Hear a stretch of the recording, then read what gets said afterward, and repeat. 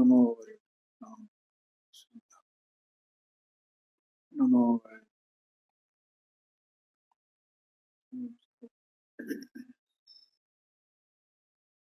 मंगलमय मंगल करुणीत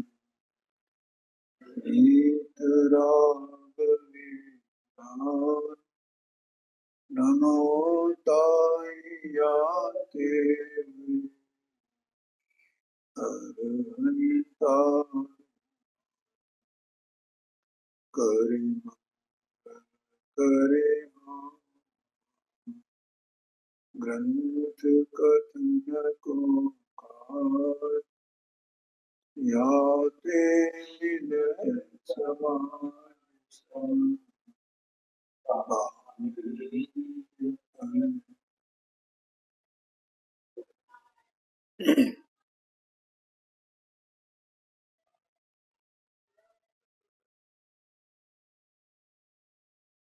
परमार्थ वचन का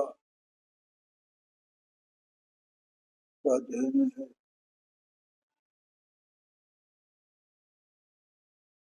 इसमें एक उपाधि व्याता की चार उसके बारे में विचार था। इसमें अपन ने पूरा स्वाध्याय इसका हो गया है और जो हे वेद जागरण की जो दशा है वो गुणस्थान प्रमाण न्यारी न्यारी है। एक बात तो ये बताई थी और फिर एक ही गुणस्थान में औदैक भाव प्रमाण न्यारी है। फिर यहाँ कहा ज्ञानी का जो ज्ञान है वह औदैक भाव के भरोसे का नहीं, माने औदैक भाव से कोई अंतर नहीं पड़ता, उसके आश्रय नहीं हो गया। भले ही वो ज्ञान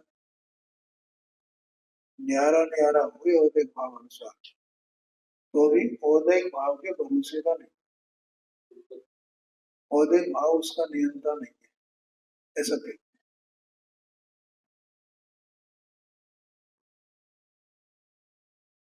ज्ञान स्वशक्ति प्रमाण है, ज्ञान की अपनी जो शक्ति है उस प्रमाण ही है वो, उसे औदैक भाव से कोई नहीं दे।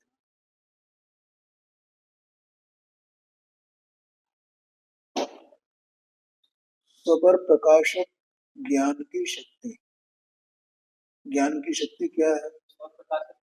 ज्ञान की ताकत है स्वर प्रकाशक बनना, माने उसका स्वभाव, शक्ति माने स्वभाव। ज्ञान का स्वभाव स्व पर प्रकाशक है, वो स्व को जाने और पर को जाने, ऐसा है। स्व को स्व के आकार रूप भी पर में और पर के आकार रूप भी पर, ऐसा स्वर प्रकाशक उसका स्वभाव।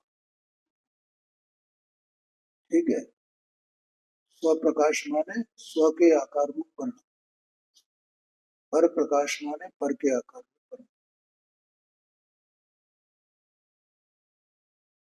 ज्ञायक प्रमाण ज्ञान, ज्ञान कितना है? ज्ञायक। देखो एक 23 नंबर की गाथा है प्रवचन सार जी में, उसमें ये आया है कि ज्ञान ज्ञेय प्रमाण है, आत्मा ज्ञान प्रमाण है, ज्ञान ज्ञेय प्रमाण है, ज्ञेय लोकालोक है। इसलिए ज्ञान सर्वगत है, ऐसा कहा। तो वो तो ज्ञान की शक्ति बताने के लिए वो लोकालोक को एक साथ जान सकता है, वो शक्ति बताने के लिए। यहाँ ज्ञान माने जो ज्ञानी का ज्ञान है उसकी बात है। तो वो ज्ञान कितना प्रमाण है? तो वो अपने स्वसत्ता प्रमाण है। स्वसत्ता माने आप ज्ञायक भाव, त्रिकाल परम पारणाम भाव रूप जो ज्ञाता है, ज्ञायक भाव है, उस ज्ञायक भाव के प्रमाण ज्ञान है।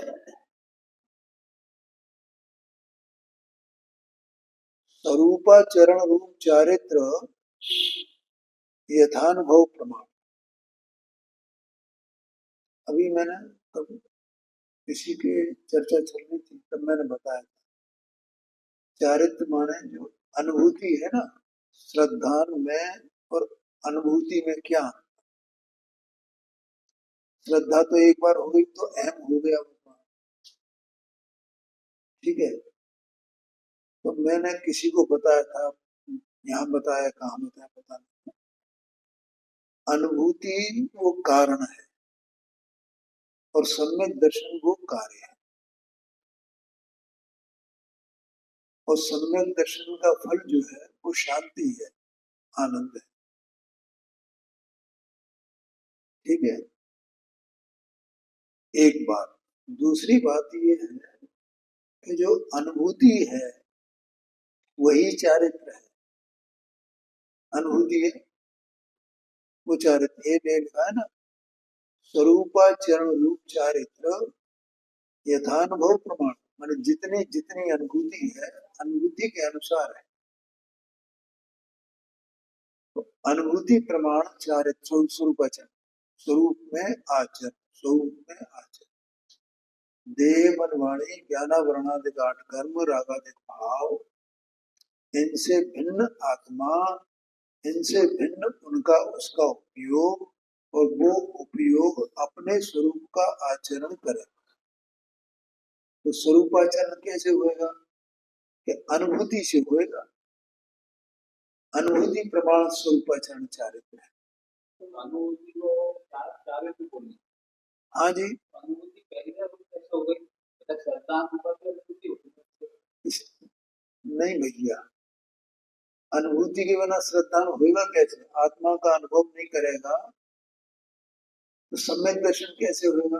अभी क्या बोला मैंने, अनुभूति वो कारण है और सम्यक दर्शन कार्य है। जिसको भी सम्यक दर्शन होगा तो अनुभूति के बिना कैसे हो जाएगा?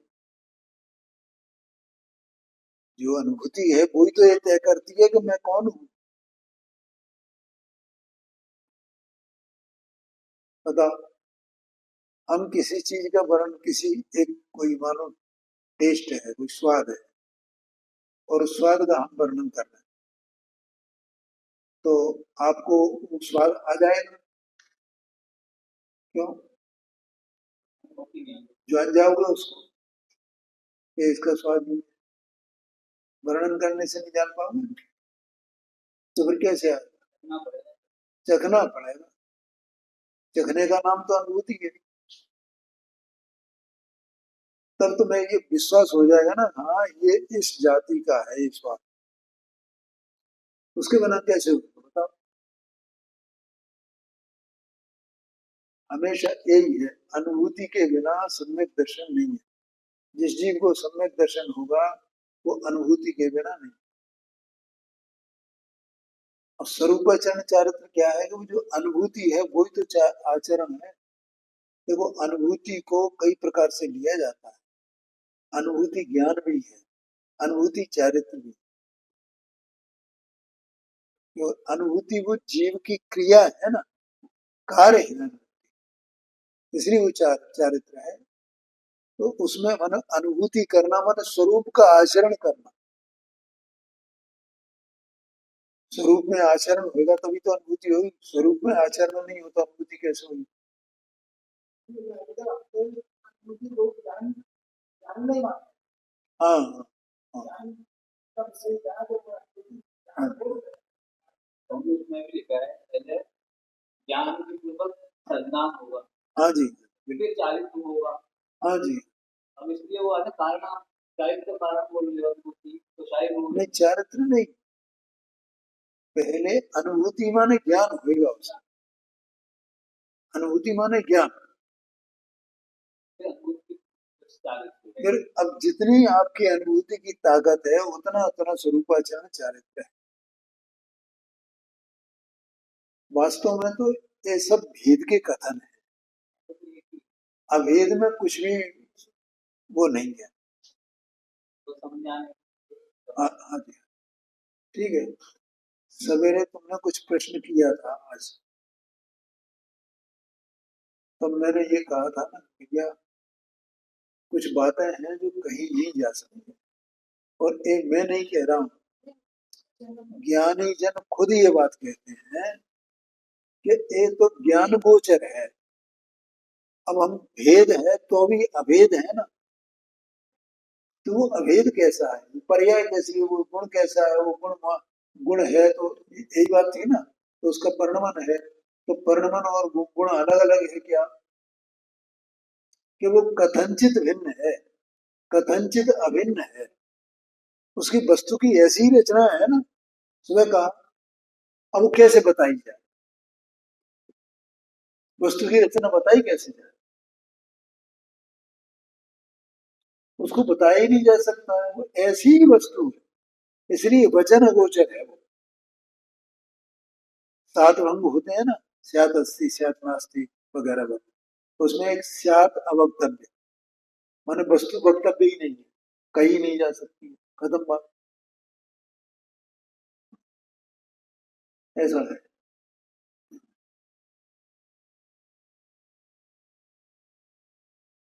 यह है ज्ञाता का सामर्थ्यपना है। देखो कल एक बात चली थी अपन सहजता पे, चली थी ना, अब ये ज्ञाता से मुझे वो सहजता याद आ, ज्ञाता कौन है, जो सत्स्वरूप द्रव्य है वही तो ज्ञाता है, बस वही ज्ञाता का परिणाम है। ज्ञातापना उस द्रव्य का उससे अभेदपना है, उसमें कुछ है नहीं, वो तो बस द्रव्य है, द्रव्य का परिणाम है, सहज है।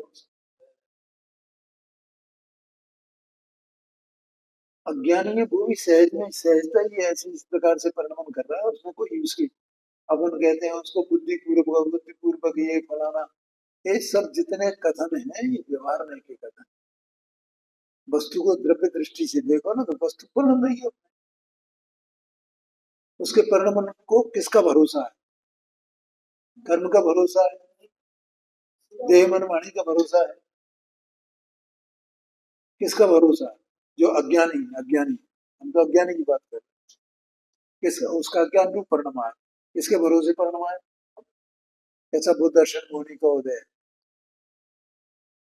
चारित्र होने का उदय है, अक्षेप संज्ञान है,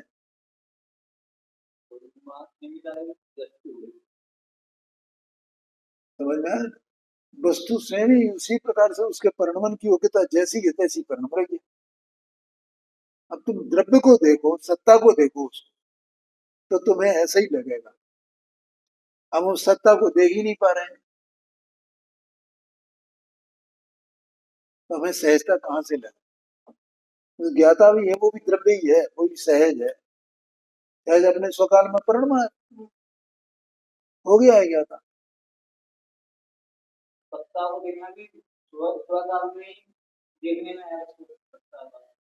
है जी, हाँ वो जानने में आएगी, वो ठीक है, लेकिन यहाँ ये बात नहीं है, यहाँ तो ये बात है कि सहजता को हम स्वीकार कैसे करें, जब तक हमें द्रव्य की दृष्टि नहीं होगी तब तक हमें सहजता स्वीकार नहीं होगी। यार हाँ हाँ हाँ, करे कौन,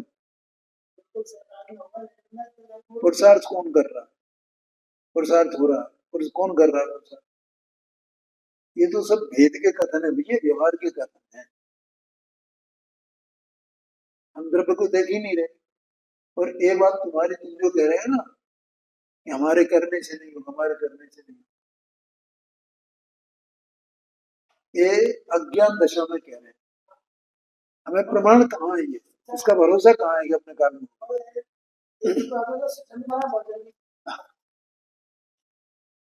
आया क्या नहीं आया, हमें प्रमाण कहाँ हुआ है, तो जब तक प्रमाण नहीं हो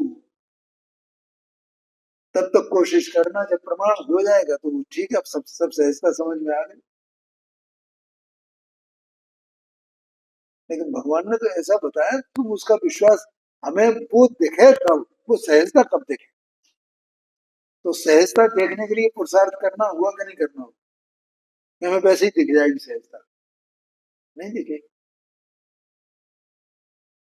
यही बात है।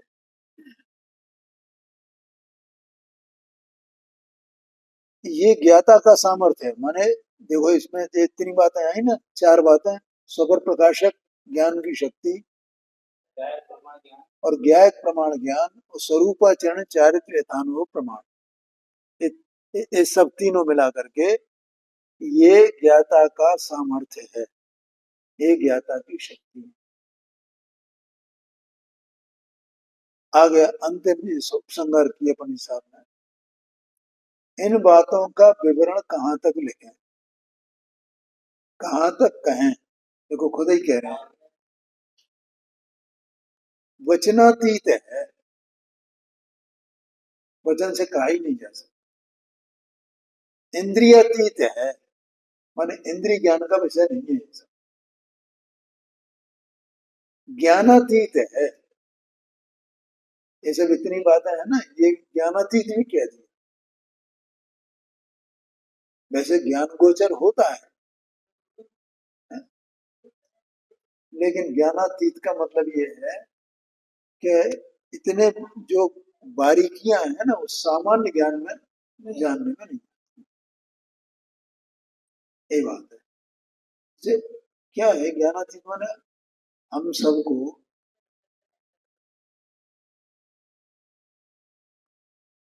जो ज्ञानी भी हुए, उसका ज्ञान भी परोक्ष प्रमाण है ना,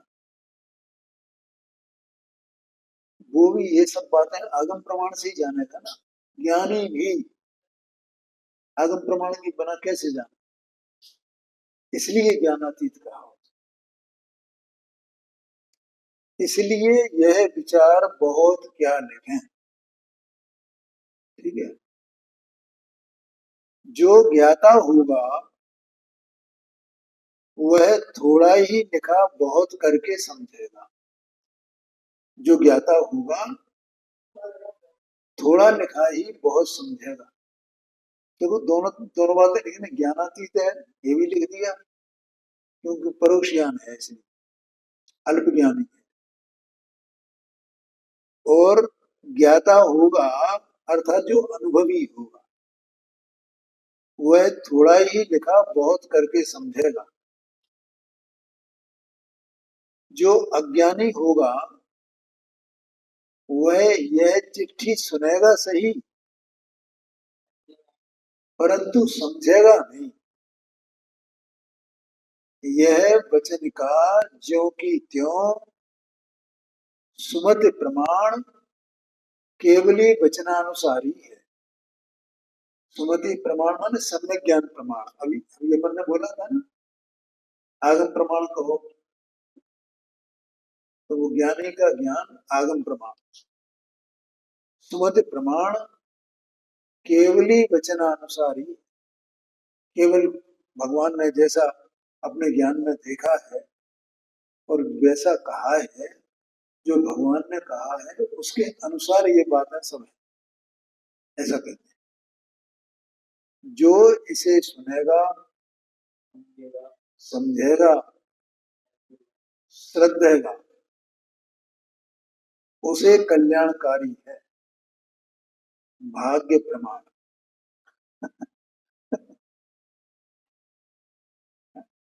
जिसका भाग्य होगा वो समझेगा, जिसका भाग्य नहीं होगा वो नहीं समझेगा, ऐसा है।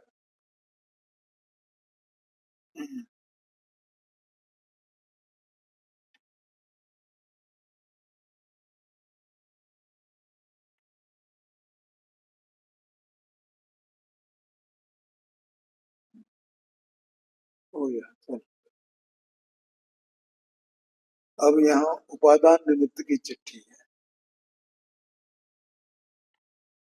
ये तो अद्भुत चीजें हैं वास्तव में, गजब।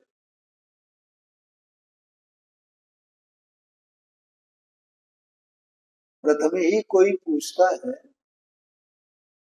कि निमित्त क्या और उपादान क्या। देखो ये अपन सब जानते हैं, ये बिल्कुल माने दृढ़ता पूर्वक समझना चाहिए अपने कि जो कोई कार्य होता है तो वहां दो कारण के बिना कार्य नहीं। भगवान ने ही ऐसा कहा है और ऐसा दिखाई भी देता है। समझ तर्क से अनुमान से सब बातें समझ में आती है ना, तो दो कारण के बिना नहीं होता। संबंध भद्र स्वामी ने एक वो लिखा है स्वयंभू स्तोत्र। तो स्वयंभू स्तोत्र में जो जितने 24 तीर्थंकर है ना, तो उनकी स्तुति की गई और उस स्तुति के माध्यम से उन्होंने अनेक प्रकार के सिद्धांत उसमें गर्भित किए। और एक एक जो तीर्थंकर हैं, उन तीर्थंकर परमात्माओं के स्तुति में उन्होंने एक तीर्थंकर की परमात्मा की स्तुति में अनेक अनेक छंद लिखे हैं। ऐसा नहीं एक छंद से कर दी। तो उसमें उन्होंने बासुदेव स्वामी की स्तुति की है। तो बासुदेव स्वामी की स्तुति में उन्होंने यही बात लिखी कि हे भगवान, वस्तु का ऐसा ही स्वरूप है, एक वस्तु का स्वरूप है कि जब कोई कार्य होता है, उस कार्य के दो कारण होते हैं, अंतरंग कारण और बहिरंग कारण। उसके बिना कार्य होता ही नहीं, ऐसा कहा। तो अंतरंग कारण माने उपादान कारण और बहिरंग कारण माने निमित्त कारण। ठीक है। यहाँ कार्य का मतलब क्या है? कार्य का मतलब हम जो समझते हैं वो नहीं लेना। जितनी वस्तुएं हैं जगत में, तो वे परिणमती है ना। तो जो वस्तु का परिणमन है उसी का नाम कार्य है। वस्तु का जो परिणाम है उसका नाम कार्य है। इस विश्व में और क्या है बताओ? इस विश्व में इसके अलावा कुछ है? ये जो हमारे जो ये लौकिक जो संबंध है, ये कोई वस्तु नहीं है। ये तो जीव और पुद्गल के परिणाम है। एक जीव द्रव्य और एक पुद्गल द्रव्य, उनके परिणाम रूप परिणमे हैं ये। भगवान तो ऐसे ही देख रहे हैं। क्या कहा? भगवान कैसे देख रहे हैं? अपने अपने परिणाम अपने अपने परिणामों रूप परिणमे है, ऐसा भगवान ने देखा। और भगवान को और कुछ दिखाई देता नहीं, यही दिखाई दे रहा है।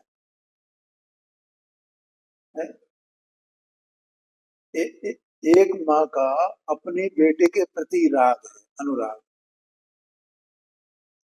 ठीक है। तो भगवान क्या देख रहे हैं? उस माँ को देख रहे हैं और उसकी अवस्था में अनुराग देख रहे हैं। वो अपने अनुराग रूप परिणमी। ठीक है। और वो अनुराग किसका कितने किसके प्रति कैसा है वो देख रहे हैं। उसका विषय क्या है, जो विषय है उसकी दशा को देख रहे हैं मूल पर्याय से। ऐसे ही तो देख रहे हैं। वे कोई ये नहीं देख रहे कि ये माँ है, ये बेटा है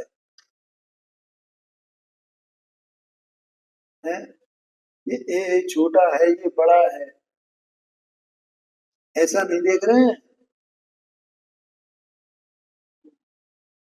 आया कि नहीं आया?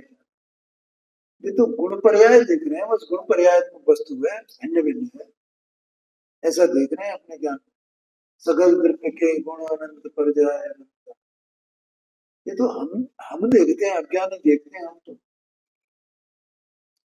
ये माँ है, ये पिता है, ये फलाना है, ये है, ऐसा है। भगवान क्या देख रहे हैं? केवल ज्ञान क्या देखेगा?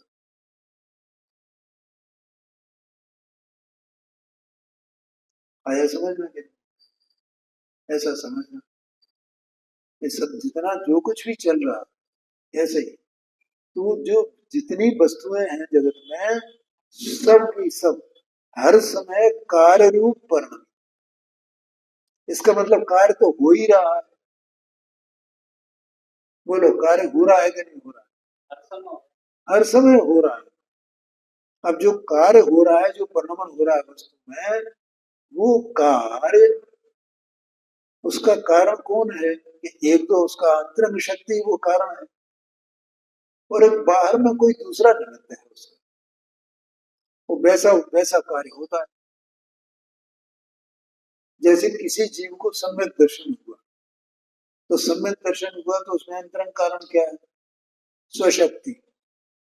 सम्यक दर्शन जो स्वभाव है, सम्यक दर्शन जो शक्ति है, वही तो है ना। अगर सम्यक दर्शन शक्ति नहीं हो तो सम्यक दर्शन कैसे होगा?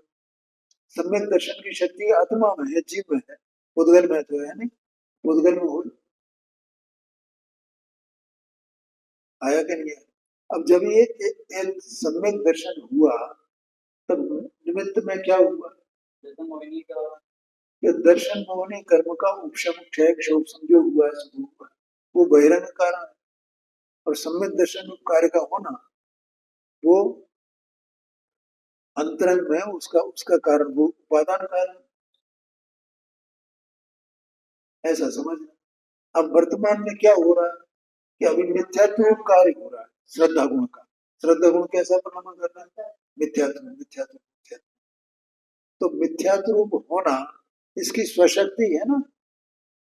पर्यायी तत्समय की जैसी योग्यता है, उसी योग्यता से वो परिणम रहा है, उसी योग्यता का नाम उपादान है। अब निमित्त में कौन है? तो दर्शन में होने कर्म का उदय, ऐसा है। सर्वत्र देखो, किसी को कोई प्रश्न आए तो पूछे, कैसा भी कोई कार्य हो, जैसे बाहर में मिट्टी का घड़ा बना, तो मिट्टी का घड़ा बनने में कौन निमित्त है? तो कुम्हार निमित्त है, चाक निमित्त है, ये निमित्त है ना। तो बहिरंग निमित्त हुआ ना ये। और मिट्टी का घड़े रूप परिणमन करना, वो कार्य हुआ। तो वो मिट्टी में वैसी शक्ति है ना घड़े रूप परिणमन करने की, उससे वो कार्य हुआ है, उस कारण में वो निमित्त है। लेकिन निमित्त ने नहीं किया। कार्य होता है तो निमित्त अवश्य होता है, लेकिन निमित्त करता नहीं है। अभी 2-3 दिन पहले मैंने रूमाल का उदाहरण लेकर के बताया था कि नहीं बताया?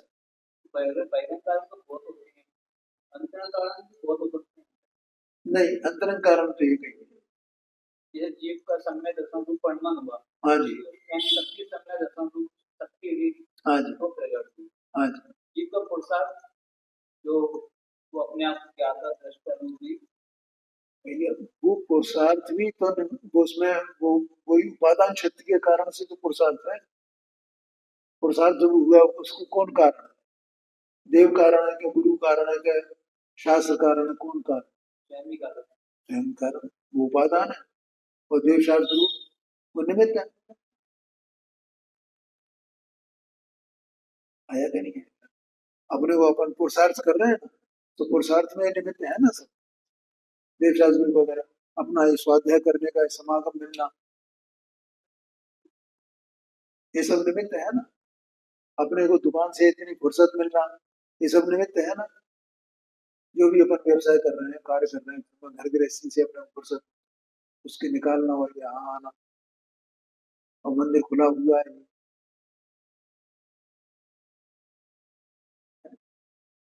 और वर्षा भी नहीं हो रही है। वर्षा होती होती तो अब अपन कोई नहीं आ पाता, तेज बरसात होती, तो ऐसे ही निमित्त है।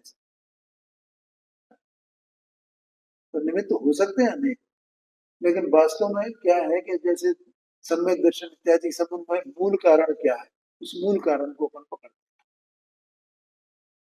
ठीक है, वैसे भी जैसे सम्यक दर्शन किसी भी हुआ, तो सम्यक दर्शन के बहिरंग कारण कई है, और अंतरंग निमित्त भी दो प्रकार के, अंतरंग निमित्त और बहिरंग निमित्त। अब बहिरंग निमित्त क्या? जैसे गुरु की देशना मिली, कोई गुरु हो, सम्यक दृष्टि गुरु हो, कोई तीन चौकड़ी कसाय का भाव भावलिंगी संत हो, जैसे वो शेर को मिला, या देव दर्शन, भगवान का दर्शन किया, उधर उनके स्वरूप का विचार किया, उस स्वरूप का विचार करते करते उस स्वरूप का विचार छूट गया, उस स्वरूप में अपने स्वरूप में आ गया, तो बहिरंग निमित्त हो गए ना ऐसे।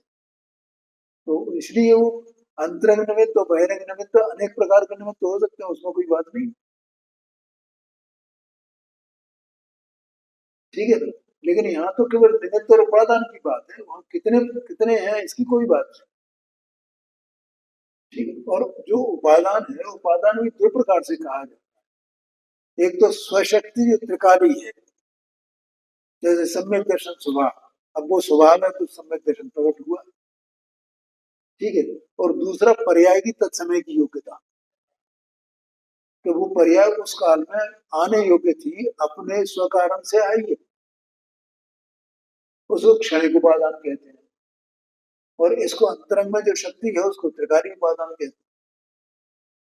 जैसे उपादान भी दो प्रकार के हो गए, ठीक है। और निमित्त भी दो प्रकार के हो गए, अंतरंग निमित्त और बहिरंग निमित्त।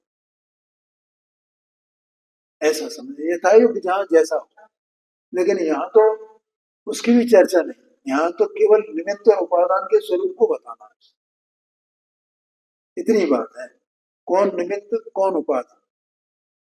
और बहुत ही, जैसे ये परमार्थ वचन का अपन ने पढ़ी थी, इसमें अपने को बहुत आनंद आया, ऐसे ही इसमें भी बहुत आनंद आने वाला आया समझ में। अब यहाँ कोई पूछता है कि निमित्त क्या और उपादान क्या, तो उसका विवरण, निमित्त तो संयोग रूप कारण। निमित्त क्या है? संयोग रूप कारण है, वो निमित्त है। जैसे अभी कर्म की दशा बताई, दर्शन मोहनी कर्म की दशा, तो वो निमित्त कारण, वो संयोग है ना दर्शन मोहनी कर्म। उपादान वस्तु की सहज शक्ति, वस्तु में ही पड़ी है वो शक्ति, उस रूप से परिणमने की, उस रूप से कार्य करने की, उस परिणाम रूप परिणमने की वस्तु की शक्ति है ना, इसका नाम उपादान।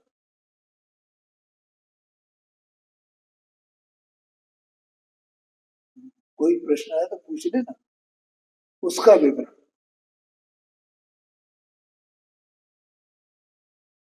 एक द्रव्यार्थिक निमित्त उपादान, एक पर्यायार्थिक निमित्त उपादान। अब यहाँ निमित्त उपादान भी दो प्रकार के, एक द्रव्यार्थिक और एक पर्यायार्थिक, उसका विवरण।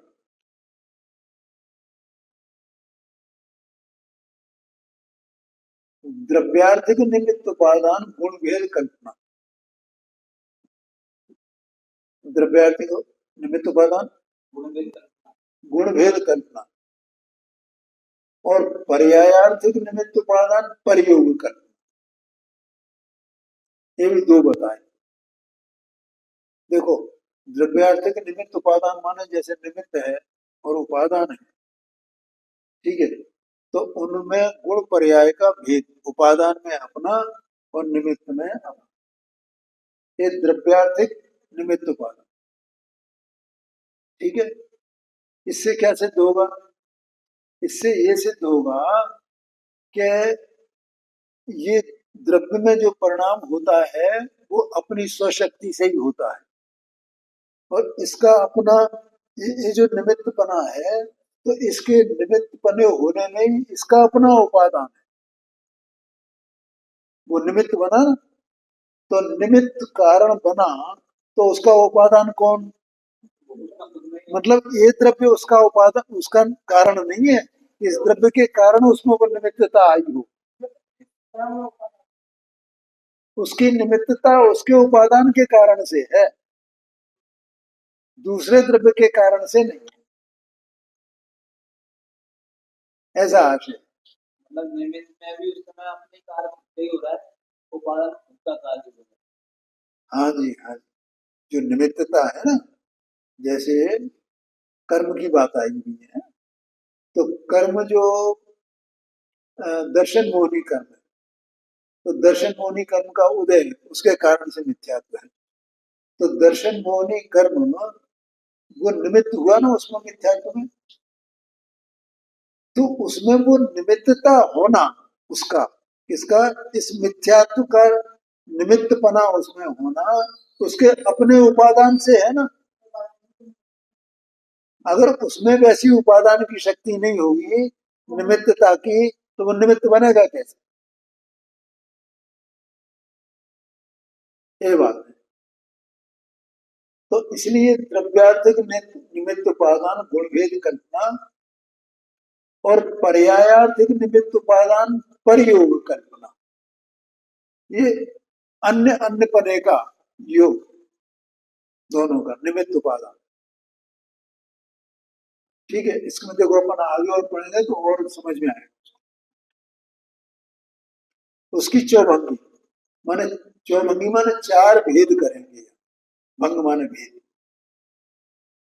प्रथम ही गुणभेद कल्पना की चौभंगी का विस्तार कहता हूं। गुणभेद कल्पना की चौभंगी तो किस प्रकार? इस प्रकार सुनो, देखो, जीव द्रव्य, उसके अनंत गुण, सब गुण असहाय स्वाधीन सदा का। ये कौन सा वो बताया जा रहा है? निमित्त उपादान द्रव्यार्थक वाला है, गुणभेद कल्पना वाला। एक जीव, जीव द्रव्य है, एक दृष्टांत समझना। जीव द्रव्य है, जीव है ना सत्ता स्वरूप वस्तु, उसके कितने गुण? अनंत गुण। अब अनंत गुण में जो एक एक गुण है वो किसी दूसरे गुण के अधीन है कि स्वतंत्र है? असहाय माने स्वतंत्र, किसी का किसी को सहारा है।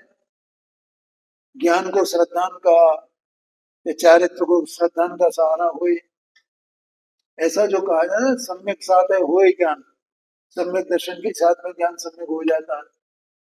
ये सब व्यवहार के कथन है। वास्तव में तो ज्ञान अपने स्वकाल में हुआ है और श्रद्धान अपने स्वकाल में हुआ है, दोनों का अपना अपना स्वकाल है, इसलिए वे असहाय हैं, स्वाधीन है। सब गुण असहाय स्वाधीन सदा का, उनमें दो गुण प्रधान मुख्य स्थापित किए। उसमें दो गुण मुख्य स्थापित किए। कौन कौन से दो गुण? आगे कहते हैं। उस पर चौभंगी का विचार। अभी द्रव्यार्थिक द्रव्य उपादान निमित्त की चर्चा चल रही है, समझ। एक तो जीव का ज्ञान गुण, जीव का एक तो ज्ञान गुण, और दूसरा जीव का चारित्र गुण, मतलब दूसरे जीव का नहीं, माने दूसरा दूसरा गुण। दो गुण है, एक ज्ञान गुण, दूसरा गुण चारित्र। ठीक है, अब ये चौभंगी आ रही है। ये दोनों गुण शुद्ध रूप भाव जानते। आगे समझ में, प्रयोग कल्पना वाला जो पर्याय का ये आगे आएगा। मैं अभी शब्द नहीं जुटा पा रहा हूँ, उसको कैसे बताऊंगा आपको, लेकिन वहां आपको समझ में आए। ये दोनों गुण शुद्ध रूप भाव जानते। दोनों गुण कैसे हैं? जो गुण त्रिकाली है ना सदा का, तो शुद्ध ही है, उनमें अशुद्धता तो है नहीं। जैसे गुणों का समूह रूप जो द्रव्य है वो त्रिकाल शुद्ध ही है ना। अशुद्धता या शुद्धता की जो बात आती है वो तो पर्याय की बात, पर्यायगत बात है। द्रव्य तो शुद्ध है, तो अनंत गुण भी शुद्ध ही है। शुद्ध रूप भाव जानने, एक बात। अब दूसरी कहते हैं अशुद्ध रूप भी जानने, माने पर्याय अपेक्षा से उनका जो परिणमन होता है ना, तो परिणमन दो प्रकार का है। उस दोनों गुणों के परिणमन दो प्रकार के, शुद्ध रूप और अशुद्ध रूप के, उन गुणों के परिणमन की बात हो गई है।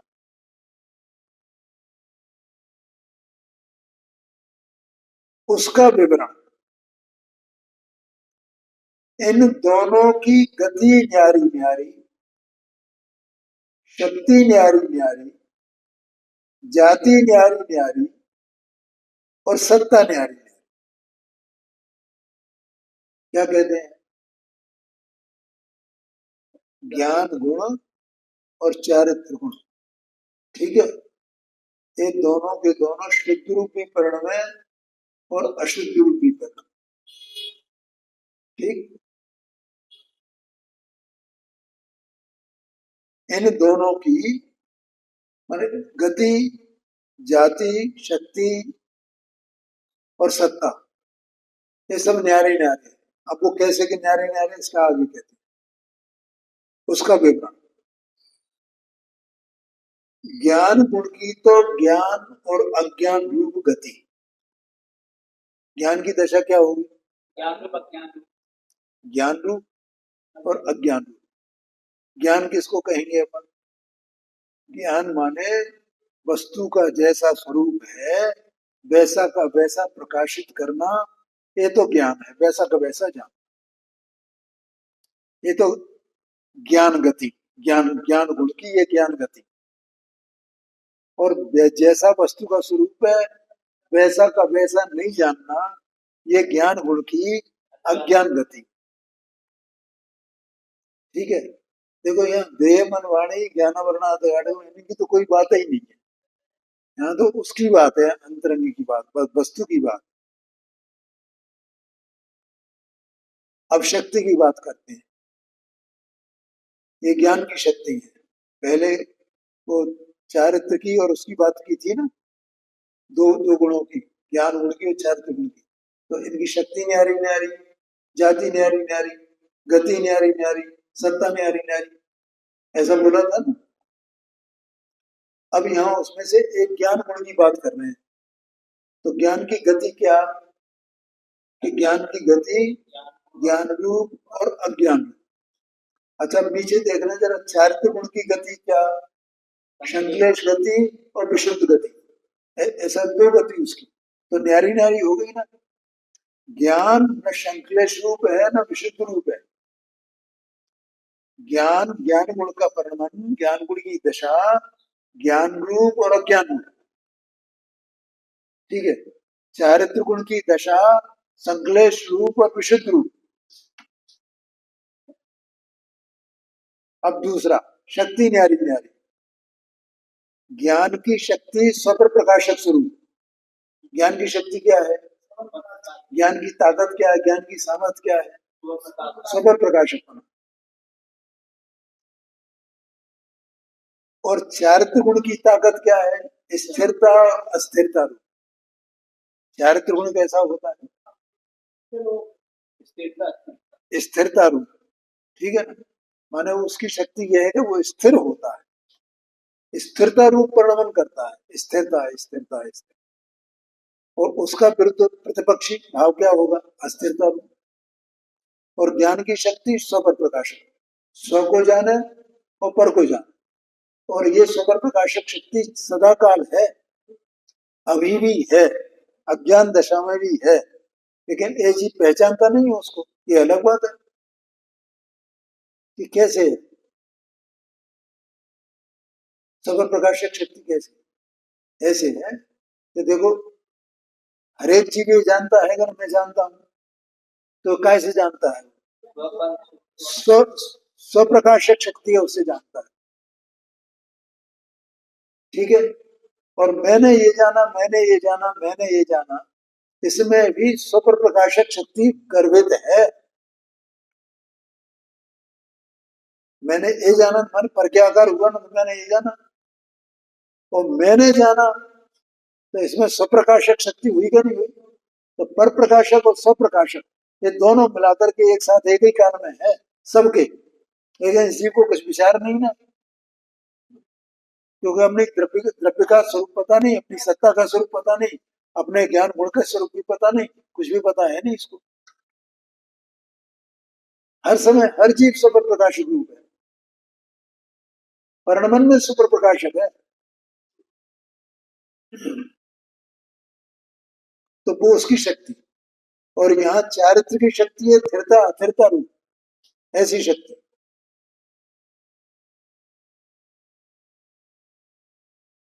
अब जाति, ज्ञान रूप तथा मिथ्यात्व रूप जाति। एक तो ज्ञान रूप जाति और एक मिथ्यात्व रूप जाति। मिथ्यात्व माने जैसा वस्तु का स्वरूप नहीं है उसके विपरीत रूप से जानना, अथवा तो संशय रूप से, अनध्यवसाय रूप से, विपर्य रूप से, इस प्रकार से जानना, ये मिथ्यात्व रूप जानना हुआ ना। और एक सम्यक प्रकार से जानना, इसको जाति कहा। और गति माने दो दशाएं उसकी। अब सत्ता कहते हैं।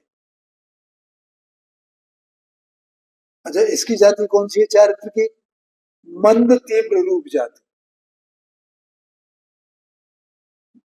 चारित्र की जाति देखो, गति कौन सी थी? संक्लेश और विशुद्ध। जाति कौन सी हो गई? संक्लेश में तीव्र रूप और मंदता में, विशुद्ध में मंद रूप, ये जाति होगी। अब सत्ता, द्रव्य प्रमाण सत्ता, और इसमें सत्ता क्या है? द्रव्य प्रमाण सत्ता। सत्ता दोनों की अपनी अपनी द्रव्य प्रमाण है। ठीक है, द्रव्य प्रमाण का अर्थ जानते हो? जितना द्रव्य है उतना ही गुण है, ये द्रव्य प्रमाण सत्ता है। जितना द्रव्य है उतना ही गुण है, जितना गुण है उतना ही परिणाम है। परिणाम कहाँ होगा?